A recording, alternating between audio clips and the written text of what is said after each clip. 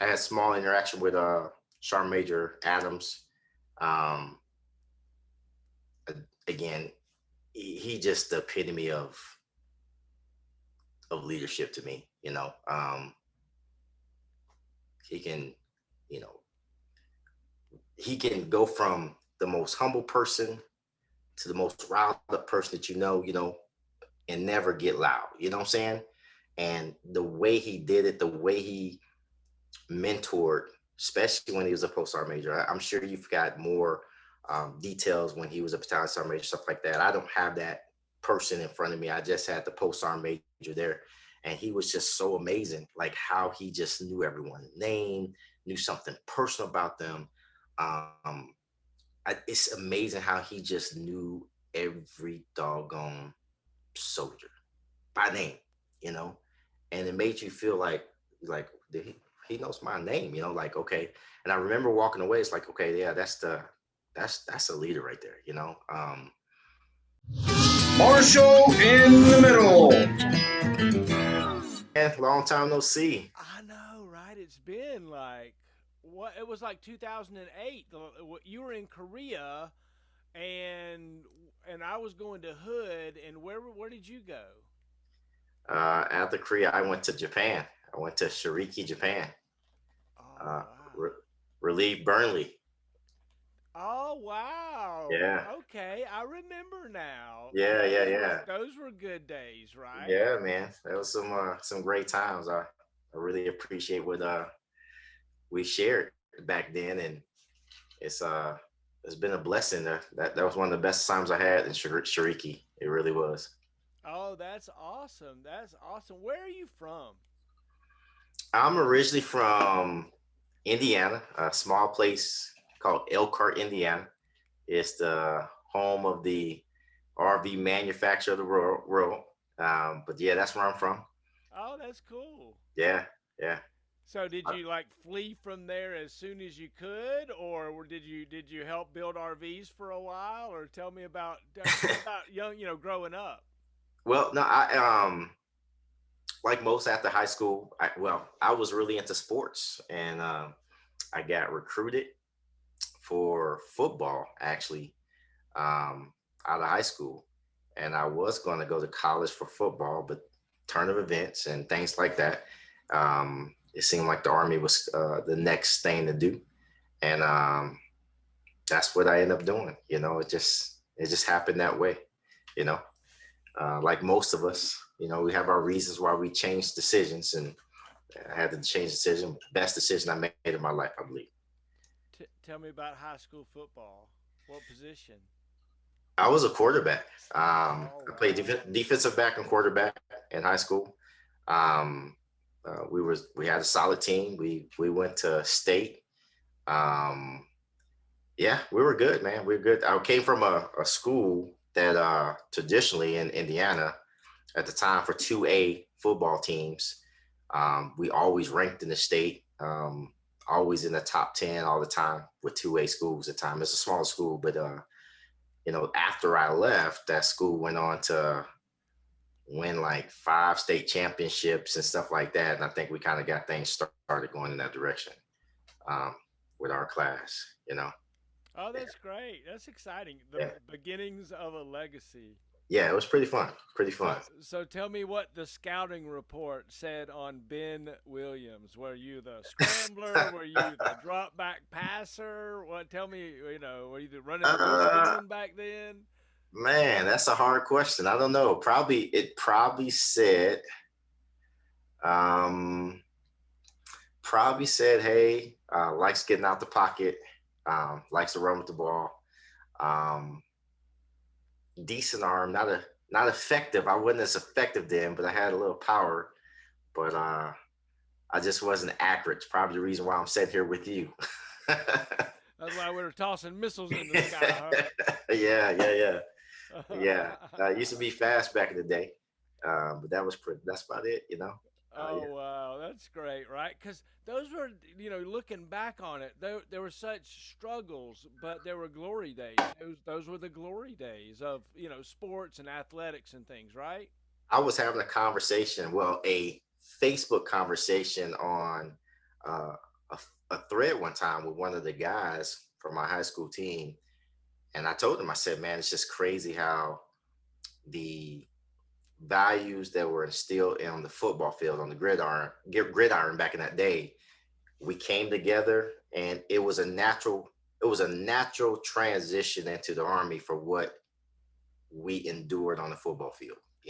The pain, the struggle, everything about it, and then being part of something that's bigger than yourself. It was a natural progression for me to come and to do something in the army. And I think a lot of people don't get that opportunity to do that sometimes. And I just felt that, man, it was the right fit. But we were just having this conversation maybe about during COVID, with one of my high school football teammates. And we talked about it. And I was like, yeah, man, it was when I got to the army, I was like, I was a perfect fit for it. I was like, yeah, part of a team, and let's rock and roll. So tell me about, making that decision. Did you just go walking up into the recruiter's office, or did they chase you down, or, tell me about more about that. I was probably the easiest recruit on planet Earth. I literally walked in there, say, hey, I wanna leave, I want to get out of here, and what's the next thing you got smoking? Pretty much, yeah. That's the true story. I still remember the recruiters were named Sergeant Elsowski. Um, and from the time I walked in to the time I went to MEPS, he was probably attached to my hip. I think the whole process may have maybe about 3 to 4 weeks, maybe if that. And I was at Fort Leonard Wood, Missouri, for basic Uh, training. oh, yeah, yeah, yeah. So tell me about, so what year was that? September 1991. Oh, 91, 91. 91. So Yeah. that was still pick your jobs and GI Bill, Army College Fund. So tell me about choosing your job, what MOS and stuff. Well, it at the time it was they told us there was going to be 16 X-rays. All right, that was the job at the time when you went to the MEPS and all this other stuff. And then if I recall right, we didn't choose what job it was going to actually be until you got to Fort Bliss and AIT, if I recall right. And that's how the division went. They took Sierras, Tangos, um, uh, what was it, the Echoes and hotels, everything like that. And then that's when we found out. I still remember rolling in on a Greyhound bus from Fort Leonard Wood, Missouri, and got there, and we found out what our jobs were gonna be at that time. That was how it went. You know. Oh, wow. So you signed up for 16 X-ray, which they use as just a clearinghouse for, we don't know what the heck we're going to need because Right, our right, right, branch right, was right, constantly changing, right? right, Constantly right, right. changing. Yeah, And so you yeah. got there. So what did they get? What were you? You a Tango or Echo? What was your MOS? Ended up being a Tango, 16 Tango, and formed when I got to AIT. I was lucky because I formed a friendship with three other guys that we still have a friendship right now to this day. Guy named Harvey Wilson, Fred Cuffey, and Corey Joseph. We came in together. We were bunk mates, all that stuff like that. And to this day, we still have that brotherhood that's been through thick and thin. I feel like it was just something meant to be for the four of us to be together. Um, and we all found out our MOS at the same time, which was all going to be 16 tangles at a time. And once we found out, obviously we didn't know what that really was. Get the AIT and start training on it. Um, Leroy Walker was our AIT instructor, one of the AIT instructors that we had. Bruce Likens was one of the AIT instructors. Edward Taylor was an AIT instructor. Just a whole cast of people, and it was a great experience. It was mischievous too at the time, so had some good times. I read. I really believe that shared tough experiences build teams, right? And Oh so yeah, there, the four of you were together, and in a way that you built a good bond, right there from the start. And in our branch, really, Yeah, especially as a tango, if you want to keep in touch with your brother, you can, right? You're close enough. It's a rotating, very small world, right? Well, back then for us being on the high med side, we were limited where we was gonna go. So it's kind of easy for us until they start opening up the other posts and stuff like that. It was really easy for us to, hey, you gonna go to you know Korea, or you gonna go to Fort Bliss, and that's pretty much it. All you was gonna do at the time. So it was really easy for us. Um, Heck, I even remember doggone Eric McCrae was with us at that time too. He was part of the crew as well. Man, we had some crazy people back then. That time, some good times. But All right. you're right. It made us come together. It made us come. Yeah. So tell me about one of those tough experiences that your team experienced. Was the drill sergeant yelling at you when you got to AIT? Is that where it started when you looked at each other and man, we got to get through this together somehow? Was it way later? We probably had so much. Where do you start? Um, well, so again, I was one of those guys for us being physically fit. I don't think I say this sparingly. I don't think I was ever really challenged physically. Um, but we had, those times where, you know, they kept us up all night, clean the barracks, whatever case may be, and we was doing it together. And, even to a point where, how drill sergeants, they make you turn on each other sometimes and make you galvanize. We had so many moments like that. And, I really do believe that's the reason why um, we stayed together. I do remember one time that drill sergeants coming through bed check. We were supposed to be in the bunks, which we were. I had got a bunk right next to the back door of the, those barracks, the H-shaped barracks, and I had one right next to the back of the door. And drill sergeant made his checks, and just so happened when he's making his checks, there's a knock on the door. Drill sergeant goes to the back of the door. He opens the door, and the female says, "Is Williams there?" Oh my goodness. It was a bad night for me. It was a bad night. Because we had done that, of course, a couple of different times, knock on the door, and talk to people on the back of the door, or whatever. But she just happened to knock on the door when he was standing right by the door. And I remember hearing that voice, and I remember my bunk, and I just kind of put the covers over my head, like, oh my goodness, this is gonna be bad. And yeah, he's like, "Oh, you want to talk to Williams, don't you? Okay. Well, Private Williams is not, he's gonna be busy for a little while. Why don't you come back a different time?" And yeah, I think smoked me to the morning, to the next morning almost. Yeah, it was crazy. Josar Rivera. Yeah, never forget that. Oh my gosh. So Yeah, Private Williams has got the girls knocking on the barracks room door in AIT. yeah, it was kind of crazy. Oh my gosh, that's great. Yeah. Oh, that's great. Oh, that's great. So tell me, okay, so look, we've already started some private stories. Tell me more private stories. I want to hear Private Williams stories. Oh man, where I messed up the most. Um, Private Williams. Um, Man, what can I remember? I probably messed up the most probably when I got to Germany. First duty session was in Germany, Bravo 643, and you learning, you trying to do things, trying to pave your way. And I remember I got to my unit. It was a change of the PT uniform. So when I got to the unit in '91, the gray PT sweats was the uniform I was issued. But by the time I got to Germany, and it was like November '91 or whatever that was, they really didn't have that uniform. So I was like the only private coming to the unit with this uniform. And I remember going out to PT formation, and it's literally me and the first sergeant is the only one that has this gray PT sweats. I'm brand new.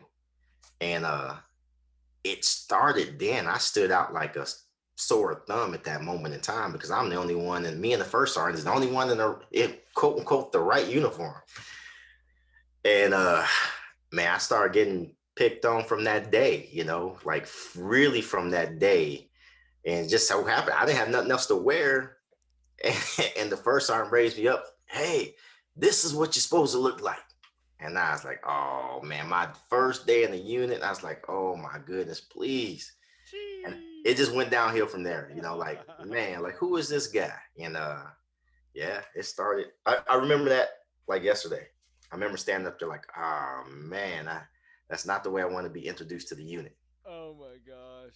So what did you want to be when you grew up? Did you have a dream as a kid about, what you wanted to do?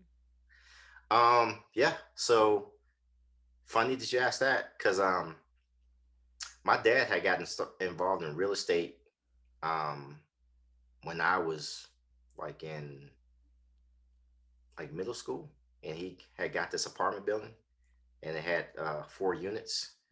And I used to be the guy to have to clean out after people, and when they left in the middle of the night or stuff like that, and just Section 8 people, stuff like that. I used to clean up behind them or whatever.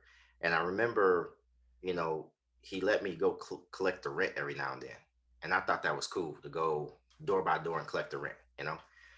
So I remember in high school, I said, I was like, man, I like to do something with real estate. Didn't know what, at that time, didn't know what. But I was like, man, this is, I want to own some apartment buildings. I want to, I want to go up there and collect my rent. And so that was something I had thought about back then in grade school. And it's kind of funny that that's kind of where I end up at anyway, you know? Well, Yeah. that's great, right? That's awesome. Great story. Not intentional. It just, and even where I'm at now, what I'm doing now, it wasn't intentional. It just kind of happened.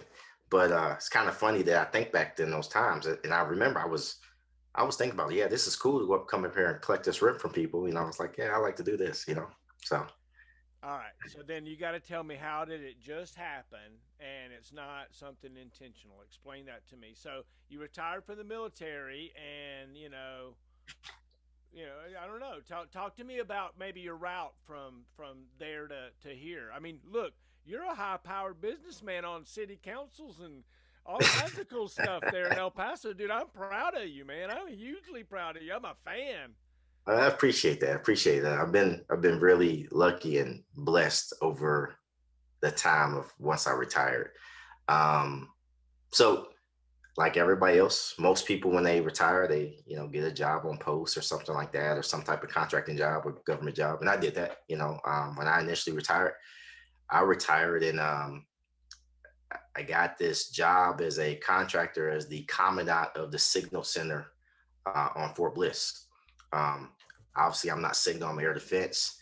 Um, when it when it all the everything fell in order, I went. It's kind of funny. I'm gonna tell you this story. It's really weird.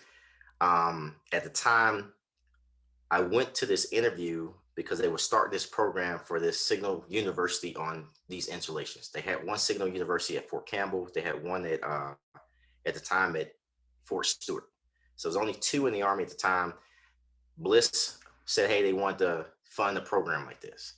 And I heard about it, and took, I had just got a degree in computer science from Trident, and I had taken a security plus a security certification. I actually failed it the first time, but the second time I passed it. So I said, okay, I'm going to go in there for this interview, and they wanted instructors to teach, all the networking pieces of the network to teach the certification portion of it. So I went in for the interview, and during the interview, is they got my resume, and the guy that I'm in front of, he looks at my resume and he's like, "Hey, you have a lot of leadership and managerial skills. Um, would you consider being in charge of it?" Now I had came in there for the interview to be an instructor, but in that interview, he asked me, "He's like, oh, do you want to be in charge of it? Would you consider being in charge of this?" So when I was like, me, I'm like, hell yeah, like hell yeah. So he said, okay, I'm going to forward your resume over to our program manager, the GS14, and he's coming in tomorrow, right? Now, unknown to me at the time was that they were trying to fill this quickly. Like they were trying to get this thing rolling right then and there.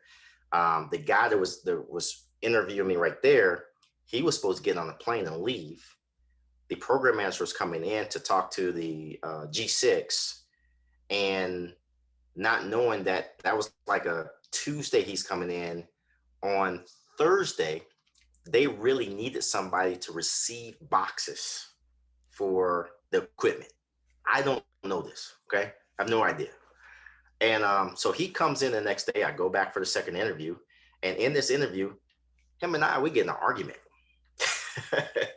because he tells me this story about that he had at his other location. Oh, excuse me, JBLM. They had just hired a guy in JBLM, and I forget they had a third one. I stand correct. They had a third one, and it was some retired lieutenant colonel. And he asked me a question. He said, what would I hire you as the commandant when I just hired a retired lieutenant colonel in JBLM?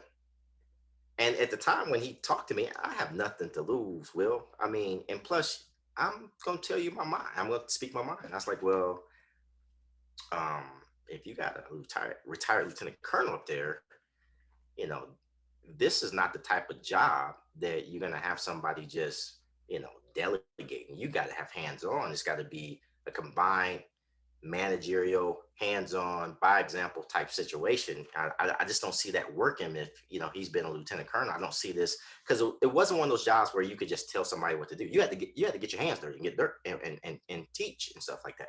I said I don't just see that working. Well, unknown to me at the time, it wasn't working at JBLM. So him and I we get in this debate about the skill set that's needed to do this job, and I'm not knowing that he's having trouble up there at JBLM at the time. So, I leave the interview. I was like, oh, I didn't get that job. Um, but the next day I get a call and he's like, hey, I would like to be the first one to welcome you to the team. And, if you so decide, we'd like to bring you on the team.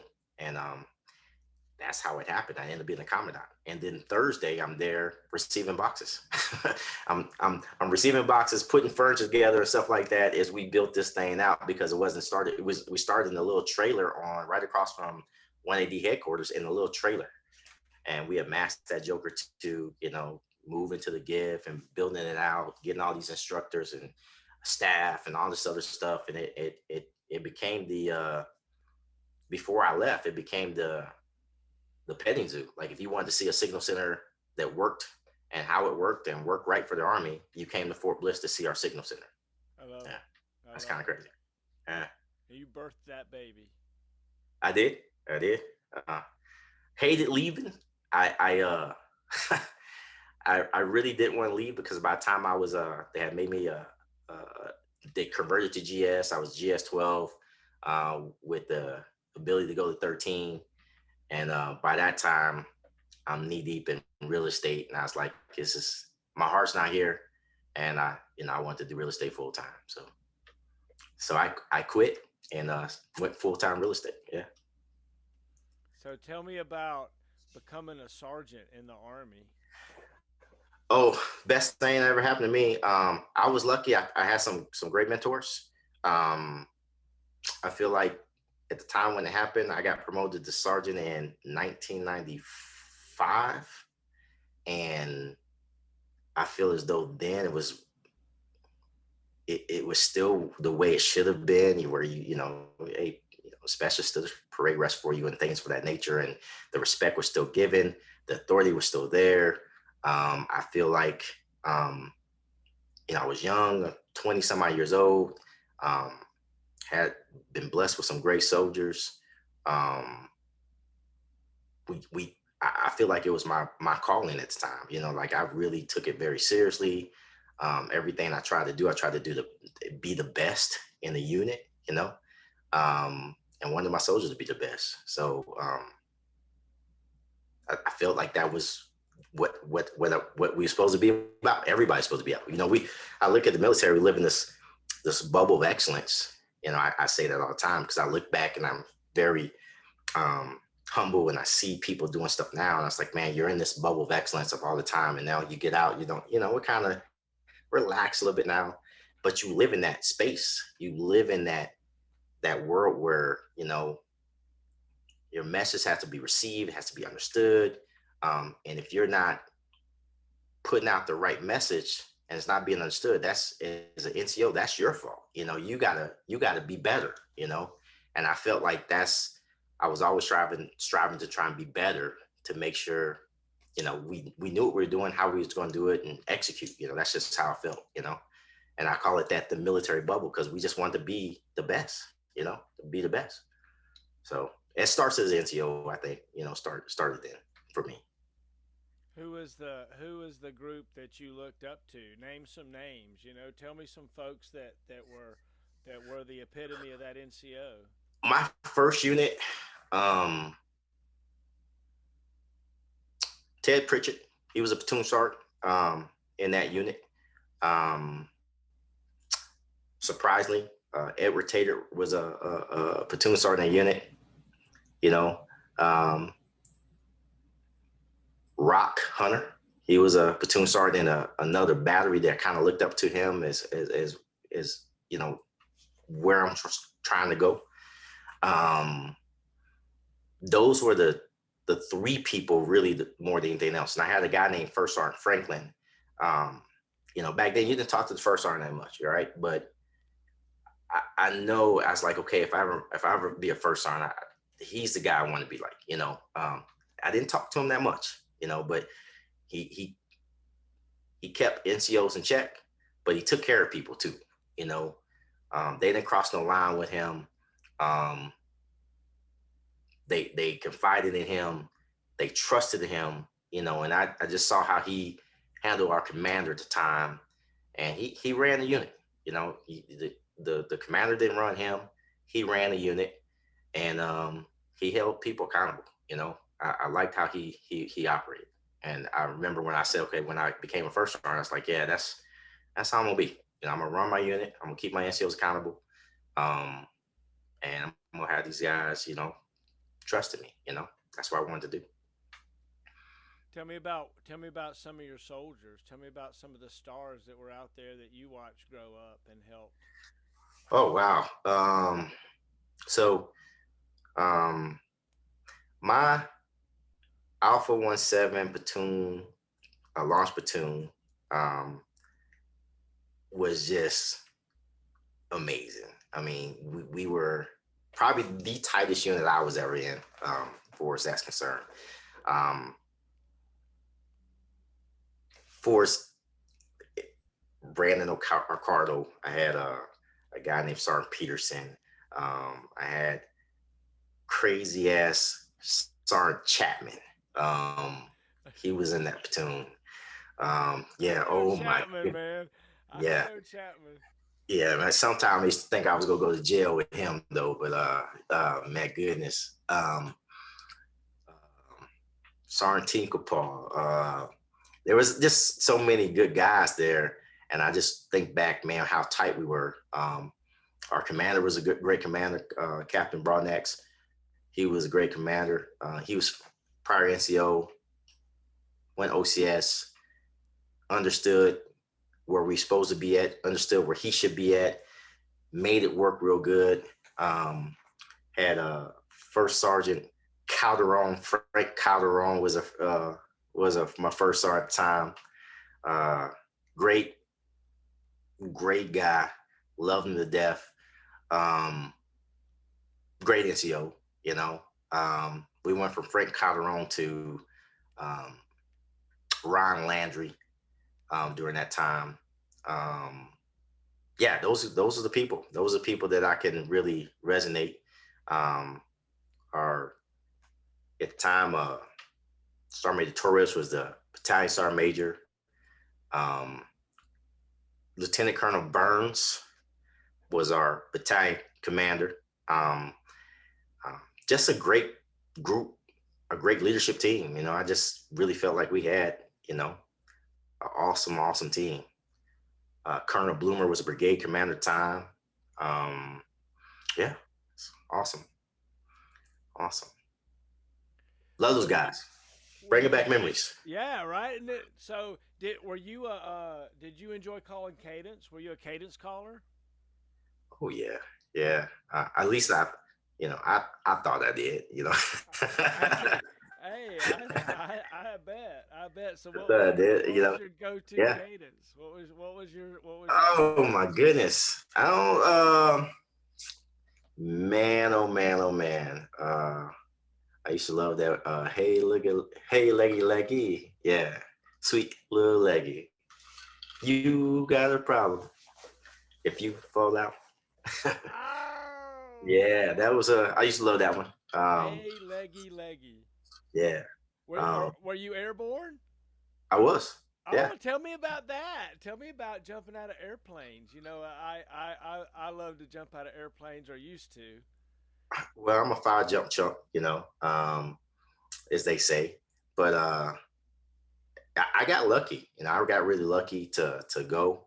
Um, I talk about it all the time, and my chalk. My first jump was, we had a chaplain that was in front of me, and every time we did something, Ground Week, Tower Week, he would always pray all the time, like in the bears and everything. He'd pray all the time. And then on the first jump, when he went out, all I heard was say, "Oh shit," you know. And I just remember that to this day. Um, is one of the funniest things that ever happened while I was there. I enjoyed it and I had a great time. I was scared of heights. I used to be scared of heights. That broke it though. I mean, after that, it's like those things, you face your fears, um, and that really broke it for me. Still scared, but I don't think I was scared of heights. You know what I'm saying? So it's a difference. I broke that fear, and I feel like that was something that was really important for me to do. You know, You remember hitting the ground that first time, wondering how it's gonna hit when you're under the parachute? so I think that's the most underestimated thing there is. You you yeah, it's nothing can you compare it to the very first time. Like, oh my God, what just happened to me? And I lived. I'm like, oh wow, okay, I can do this. But yeah, yeah, totally. I describe my second jump as my toughest. My first jump, I was so brainwashed. I had no clue what was going on. It was just do. But the second jump, I was like, oh crap, I'm about to do this again. Uh-oh, I'll be all right. Maybe I was just crazy. By that time, I was okay with it. The first one just kind of got me so jolted, but I was like, okay, I guess overcoming it the second time I was okay. For Oh me, yeah, I don't know oh why. yeah, Yeah, oh yeah. That's great. I tell you what. Listen, it says a lot about the mettle of a man or a woman willing to jump out of an airplane. yeah, And it really does. yeah, It takes a level of training and trust and preparation. I mean, dude, jumping out of the 34-foot tower ain't no joke, man. oh yeah, That's oh yeah, scary, oh dude. yeah. I really think back, like, um, I remember calling my sister the night before the first jump, and I was like telling like everything happened to me and all this other stuff, and having this whole death defying moment with her. And I remember that night, because my family was worried. Everybody was worried. And then that night, I was like, hey, I'm still here. I'm good. I'm okay. I'm gonna make it. But I do remember that. And she still to this day can't believe I did it. But I was like, there's people that do this hundreds of times, like yourself. You guys. Oh, my daughter ended up being a gold medalist parachutist. Oh wow, man. Yeah, a collegiate gold medalist doing it. Yeah, with Georgia Tech when she was there. Wow. I Wow. did jump master school. I taught all that stuff. That was a lot of fun. That was a lot of Yeah. fun. Man, Yeah.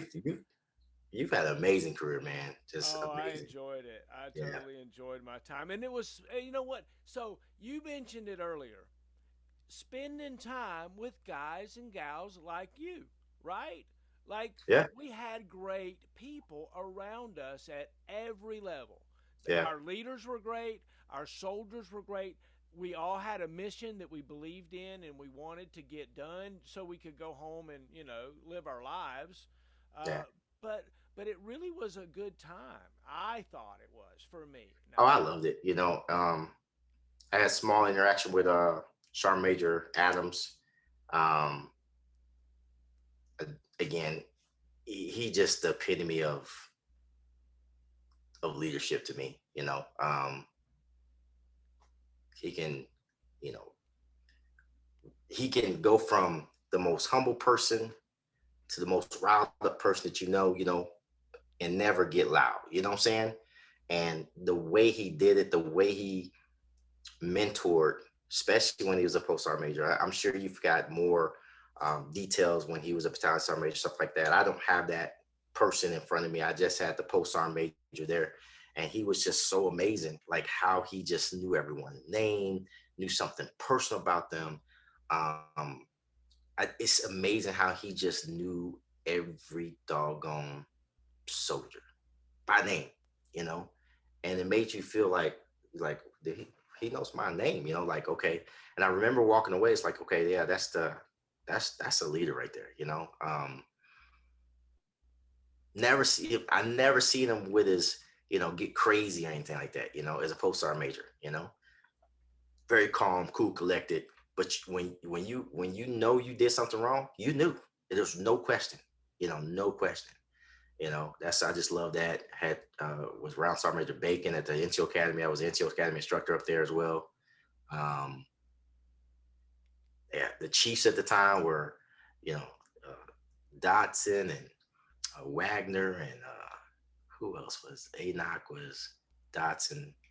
Wagner was PLDC and I forget who B knock time. But Lovett, um, Ricky Lovett. Ricky Lovett was a B knock instructor, B knock chief at the time.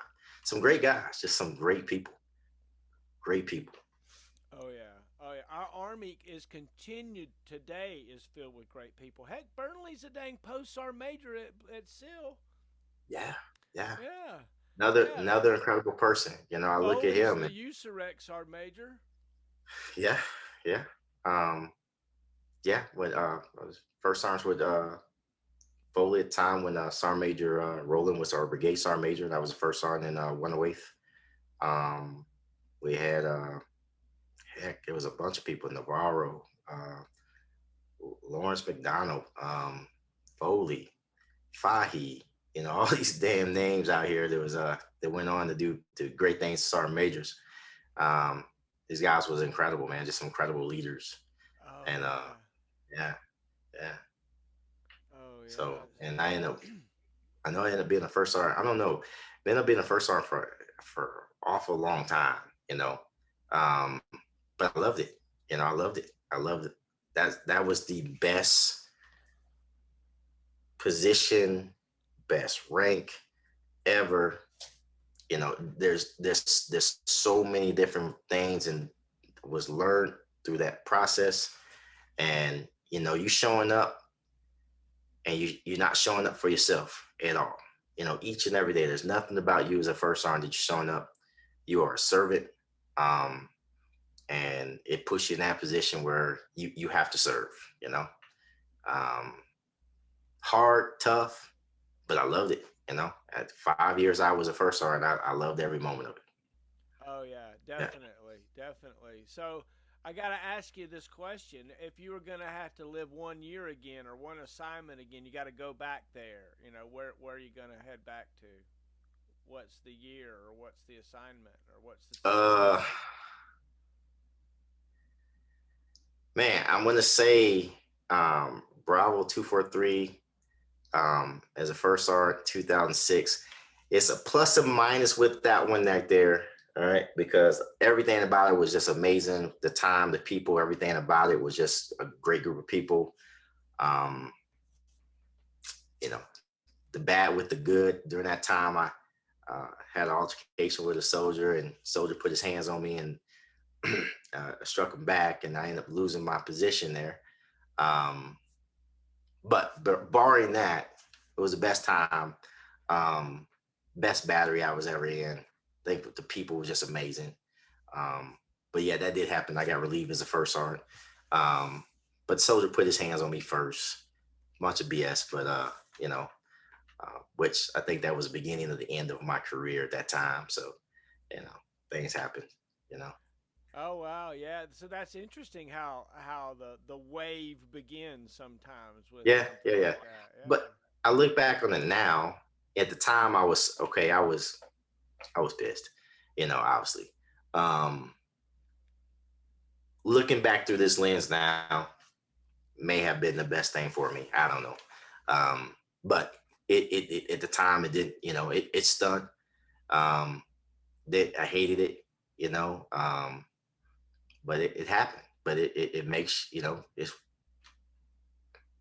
makes you who you are. It shapes you into the person you are. So that's just how it goes. So yeah.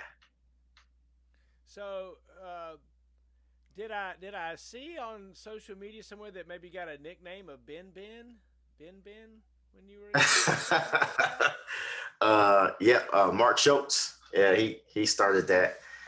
Who I don't who know did how that happened. It was really Mark Schultz and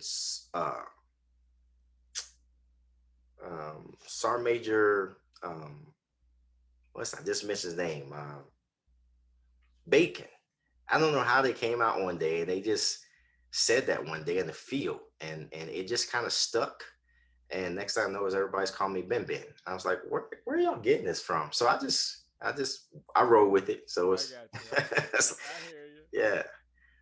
Yeah, that I don't know what the reason behind it or what. It just happened and it kind of stuck there for a little bit. So tell me about, did you get deployed? Did you go to war? Did you find yourself in danger? So when '03 kicked off, I came back from Korea and I got assigned to um, the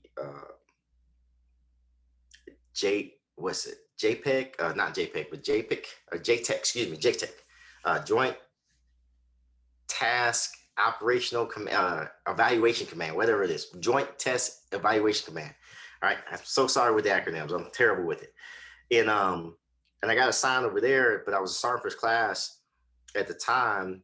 And I remember coming back on Fort Bliss, and I was like, okay, hey, this next board, I was so confident I was going to make 8. I was trying to go get a um, position as a first sergeant.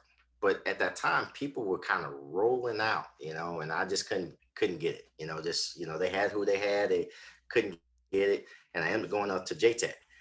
So when JTEC happened, obviously I was at a point where I was like, I wanted to deploy. Uh, Things was happening. I wanted to be involved in it, and basically I volunteered for this um, to evaluate robots. Um, Evaluate the Vanguard and the Talon robot. At the time, I guess they were had some information where it wasn't being used in Afghanistan, but it was being used in Iraq and everything like that. And I volunteered to get on this task force. The task force took us down to Fort Bragg. From Fort Bragg, we went into Iraq, and we were just basically doing data collection on if they were being used or not being used. And then some teams went to Afghanistan from this whole collection. So that was my time that I went and actually, quote unquote, was in harm's way. Um, but we got there, we went and just went to every different site that we could to collect information on if these robots was being used, and if they were being used, how were they being used? And from our data collection, they changed the arm of it, they changed the robot, they did all these different stuff to this robot. But when we got into theater, we had to literally kind of join with a unit, follow up under their rules and regulations and everything like that, sit with them.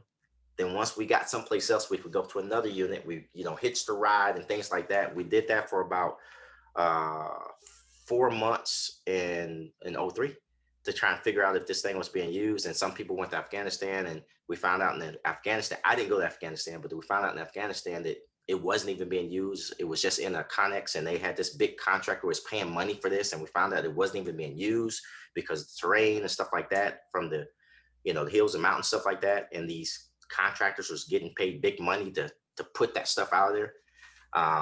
So yeah, that's what it ended up doing. But that's the most harm's way situation I think I've ever been in, for is that concern. Um, this barring the bombing at Kobar Towers in 1996, July 25th, 1996.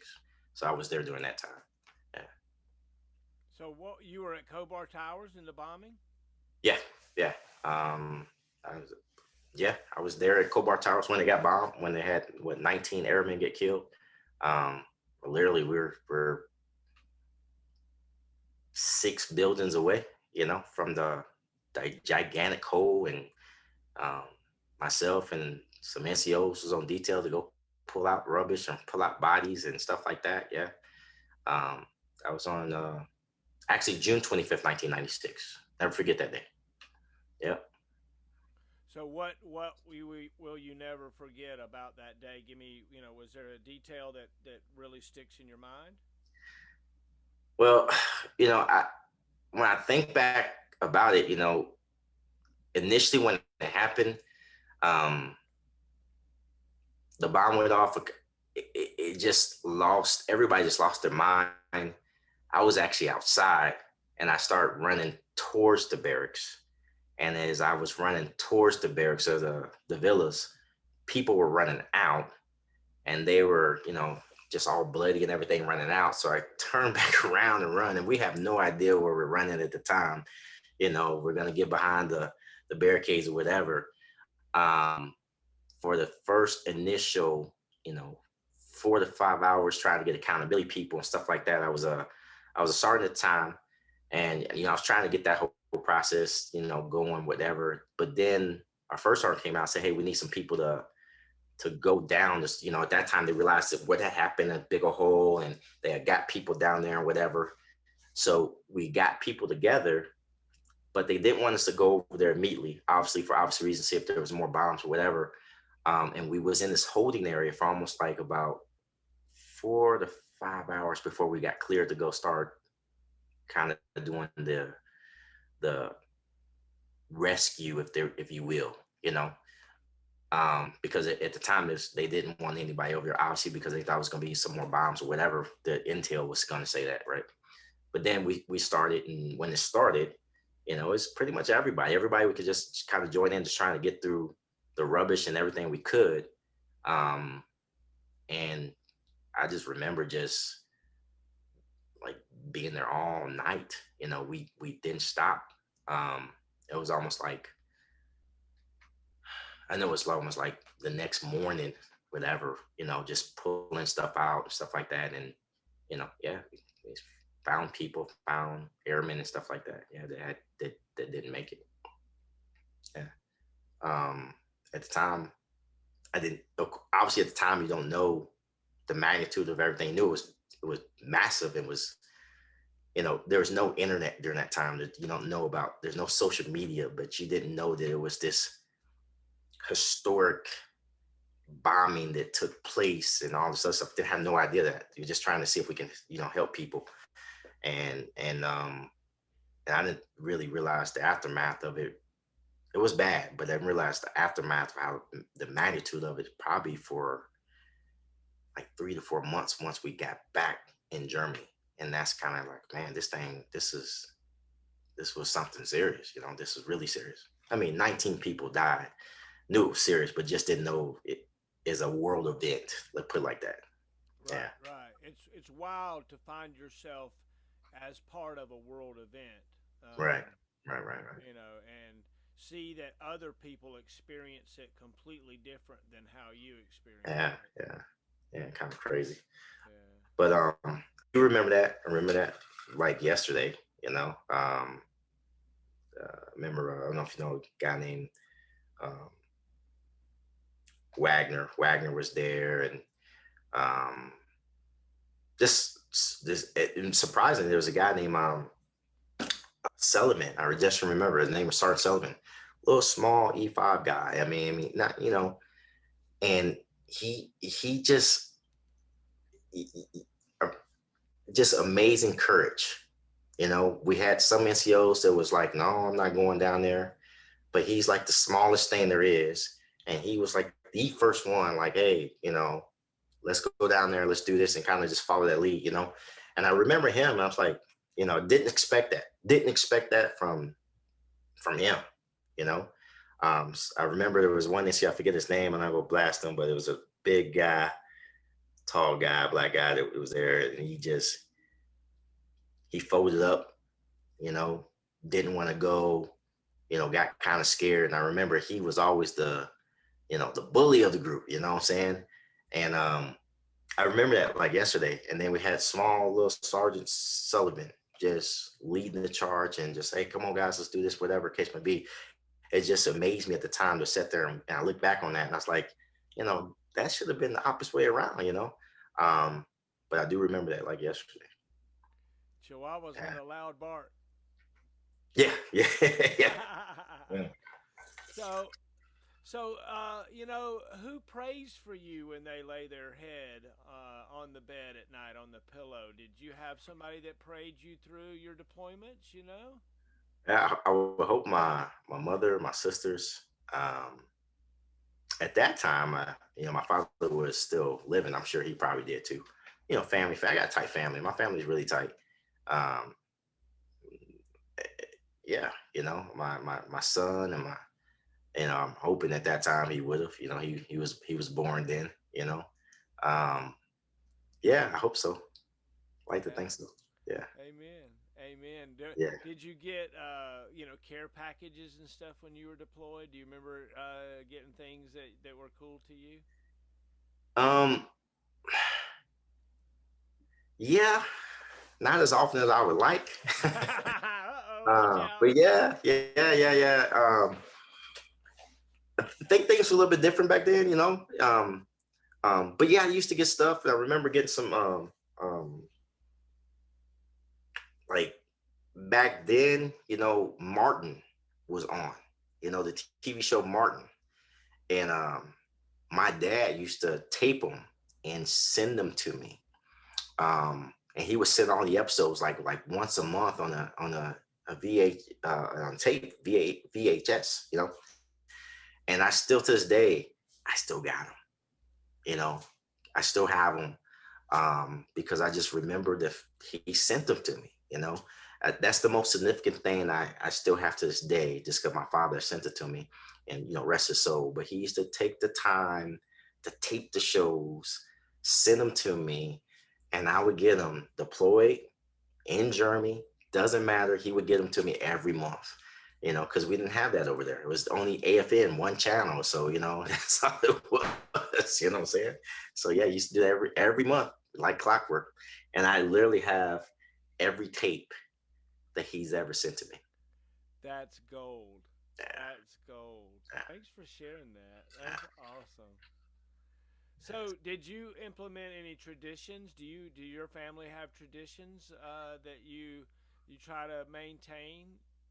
We have a tradition that we always get together for Thanksgiving, no matter what. Um, since I've been out the military now, we always Thanksgiving is our time. We've done it in Florida, we've done it in Detroit, we've done it in Texas, we've done it in St. Louis. It's just something that we everybody agreed to that Thanksgiving we're gonna get together one time a year.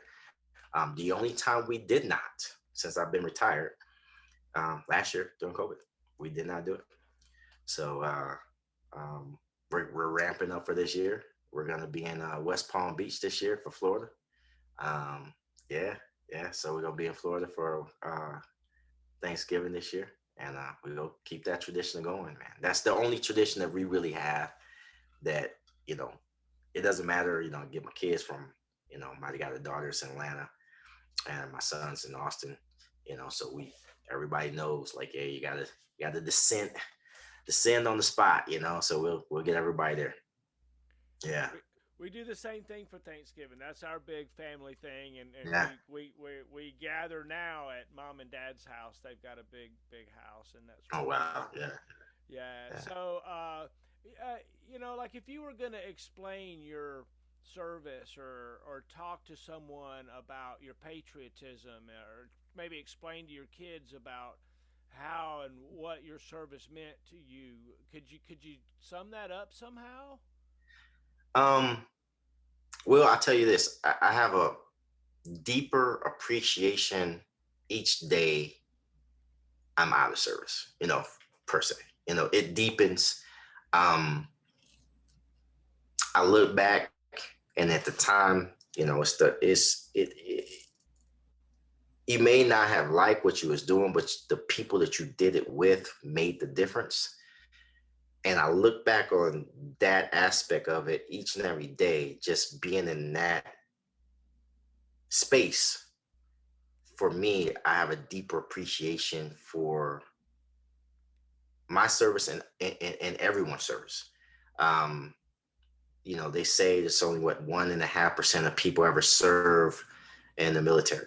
And you think about that, 1.5%, you know, and we're part of that.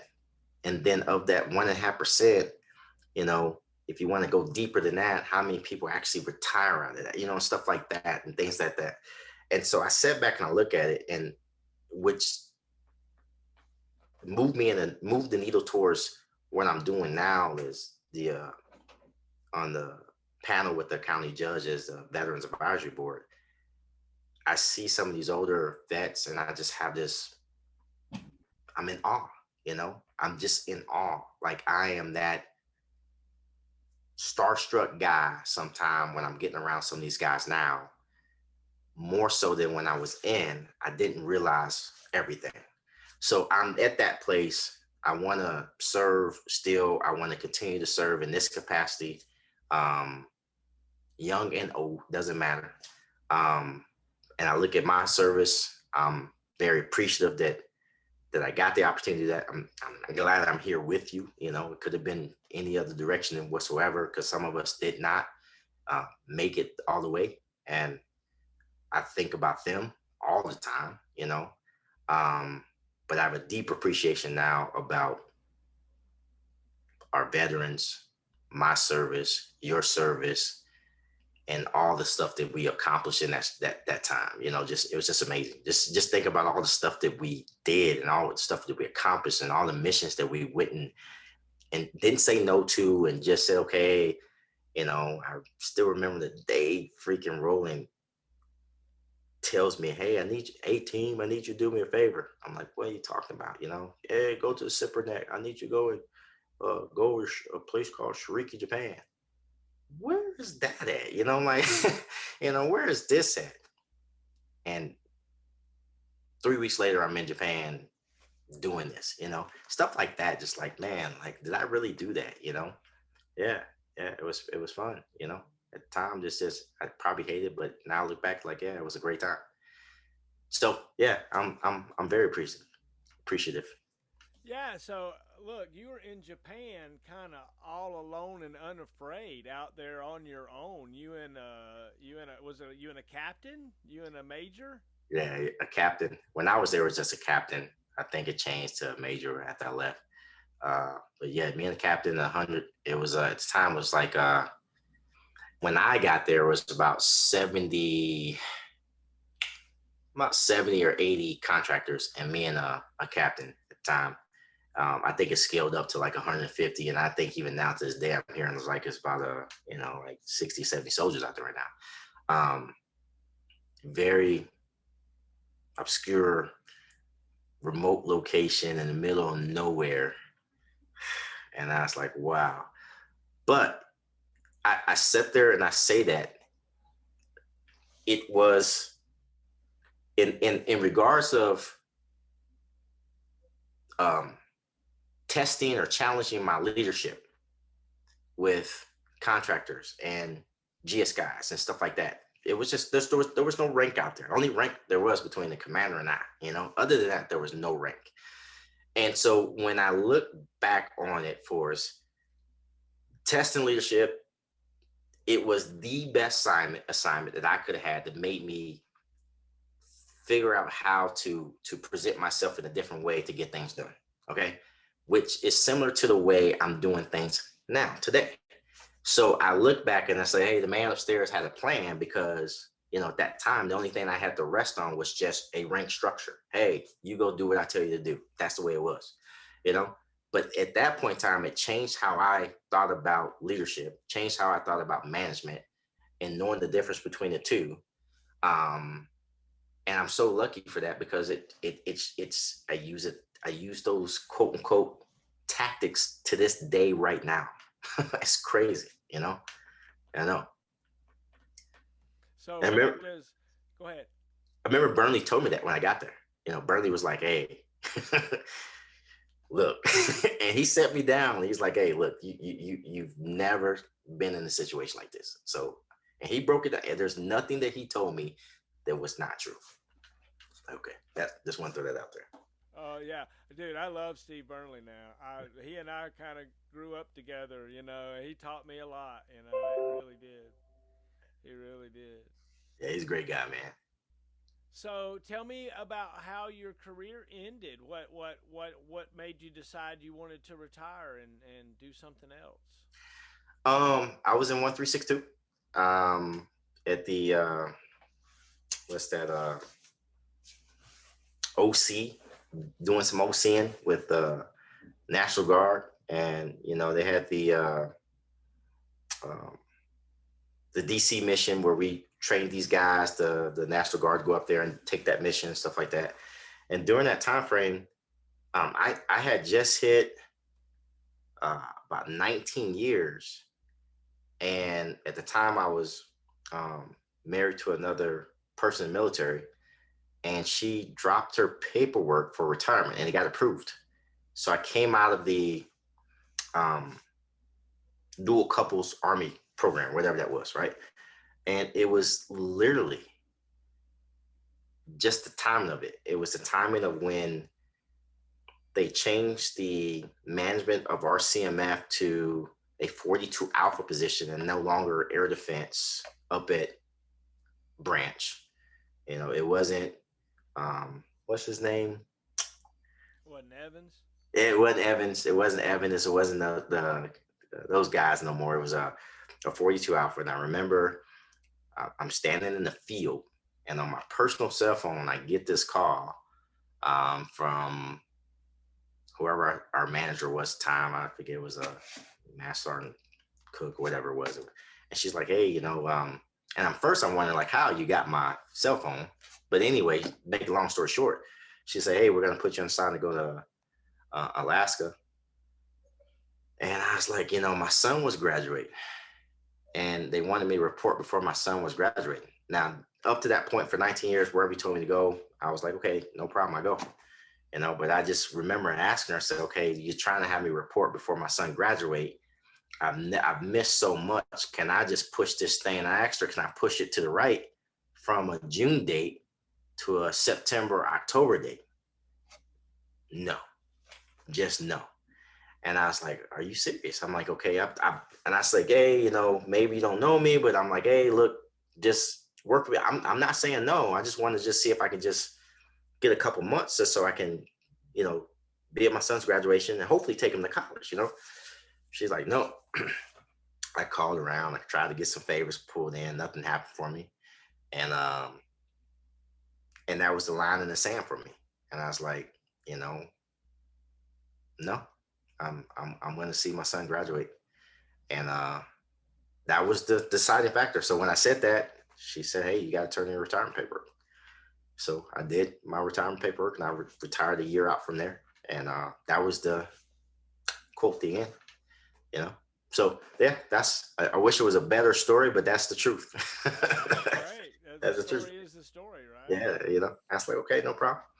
Um, so I'm glad I was at 19, because I was within 18. I would have probably had to go. I was in that time frame where I could make that decision. And I remember I went back and I was like, and I was like, man, I think this is the end of the story for me, at least for the military. And I remember when I first did it and they got approved. Well, I'm not gonna lie to you. When it first got approved, I had like anxiety attacks. I did. Like I admit I had anxiety attacks like crazy. I was like, man, I've been doing this for 20 years almost the time. I was like, like, what am I gonna do? Um, yeah, believe it or not, I did have anxiety attacks for about 3 months didn't have no clue like what the hell I'm gonna do. But once I got past that, and I, hey, this is gonna happen, then we do what we do. One of the things that I noticed about me when I was in the military, and one of the things that I was so good at, was being told what to do. If you tell me what to do, how to look, where to stand, I'm good at it, buddy. And I Yeah, can yeah, even yeah, remember stuff and tell you like the three general orders and memorize some other stuff. I can do all yeah. kinds of tricks. Right, But right, right. you get outside the military, there's nobody telling you what to do every day. You don't have that. It's like, hey, go fend for yourself, buddy. And Yeah, that's scary, isn't it? It is scary. yeah, yeah. It was initially, and then, but for me, when I got the job as a commandant of the signal center, again, I was back into the military system, so yeah, I was being kind of told what to do, but I still had the leeway to create a program where I didn't have a boss on Fort Bliss. My boss was in Fort Campbell. And so I got the latitude to kind of just create this program. And the best thing that the people from the signal center, that from the signal world that I end up hiring and stuff like that, they even admitted like it was the best thing that you wasn't part of the signal corps because you didn't have nothing to reference from. And so I just did it the way I thought it should be done, and it ended up being pretty good. One of the guys who was a um, retired sergeant major, he was like, "Hey, you know what? I I like what you did. I really like what you did and what you created. I wouldn't have did the same, but it's worked, you know." And I said, "Well, I didn't know no better. I didn't know any better, you know." And then now I'm in a place and time where I own two real estate companies.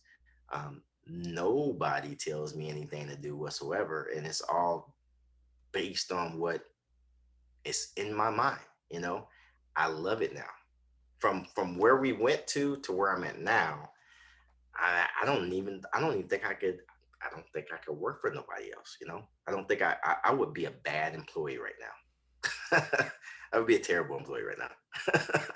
Com- Compared to what I used to be, and like, hey, I take every order you give me, but now I would be a terrible employee right now.